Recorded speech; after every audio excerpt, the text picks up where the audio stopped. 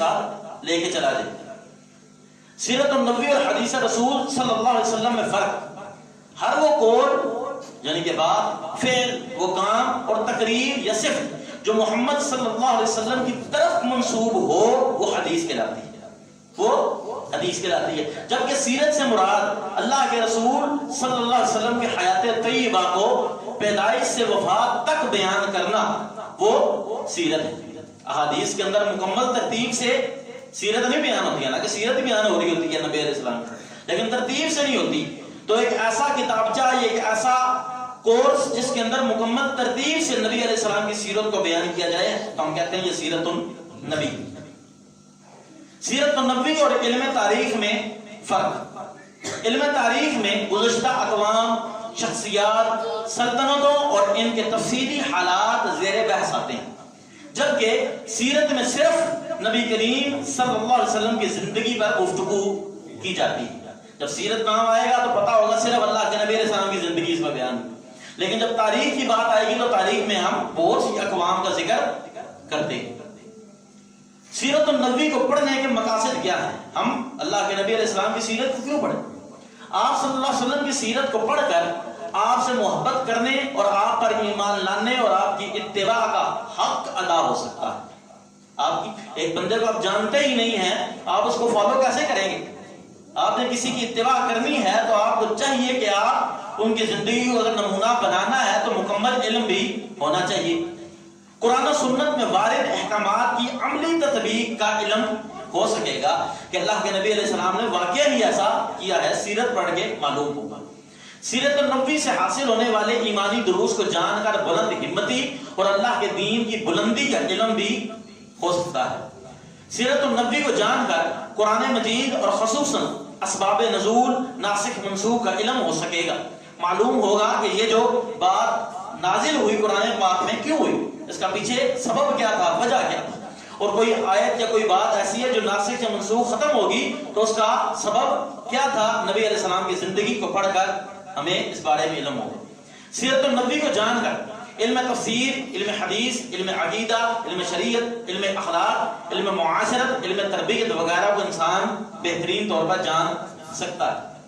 چھٹی بات، اللہ کے رسول صلی اللہ علیہ وسلم، اللہ کے رسول صلی اللہ علیہ وسلم کے خصائص اور معجزات سیرت کے بغیر سیکھنا ممکن نہیں۔ اور ساتویں اور آخری بات، سیرت النبی کے متعلق وارد صحیح روایات کو جان کر انسان من گھڑت روایات اور قصوں سے بھی بچ سکتا ہے اور بچ جائے گا انشاءاللہ۔ سیرت النبی کو مصادر اور مراجع، ایسی چیز کہ جہاں سے ہم نے اللہ کے نبی علیہ السلام کی سیرت کو جاننا ہے وہ کیا ہے، کہاں سے سیکھیں گے؟ کوئی بھائی پوچھ سکتا ہے بھائی یہ کورس اپنے کولو تو نہیں لے کے آئے، خود سے بنا کے لے آئے ہیں؟ تو مصادر اصلیہ وہ چیزیں، وہ جگہیں جہاں سے بنیادی طور پہ ہم نے اس کو لیا ہے وہ قرآن مجید ہے، کتب احادیث ہیں، کتب المغازی والسیرہ ہے، کتب الشمائل ہے، کتب دلائل النبوہ ہے، کتب الخصائص النبویہ ہے۔ یہ کچھ کتابیں ہیں جو مصادر اصلیہ ہیں جہاں سے ہم نے اللہ کے نبی علیہ السلام کی سیرت کو اکٹھا کرنے کی کوشش کی ہے۔ اور مصادر تکمیلیہ وہ مصادر، وہ ذریعے ہیں، وہ ذرائع ہیں کہ جن کو ہم نے کوشش کی ہے اس کو لے کر، اس کو پڑھ کر اللہ کے نبی علیہ السلام کی سیرت کو مکمل کیا جائے۔ اس میں کتب البلدان، ایسی کتابیں کہ جو کتابیں انسان کو شہروں اور علاقوں کا پتہ دیتی ہیں، جن میں معلومات ہوتی ہیں شہروں کی یا جگہوں کی، ان جگہوں سے معلوم ہو سکتا ہے کہ یہ بندہ کس مقام کا، کس لیول کا ہوگا۔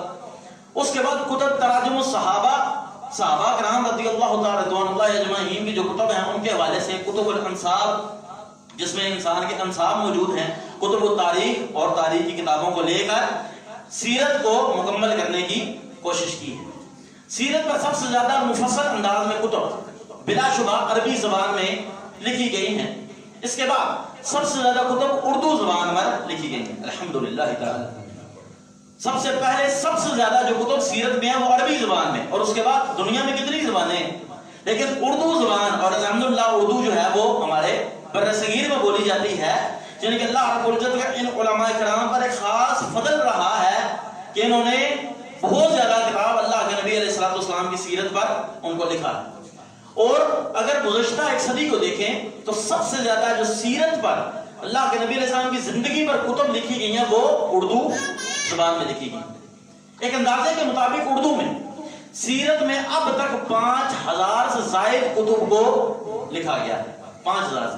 لاہور میں دارالحکمہ کے نام سے ایک لائبریری ہے جس میں 2700 کتب اردو میں سیرت کے عنوان پر موجود ہیں۔ اللہ اکبر۔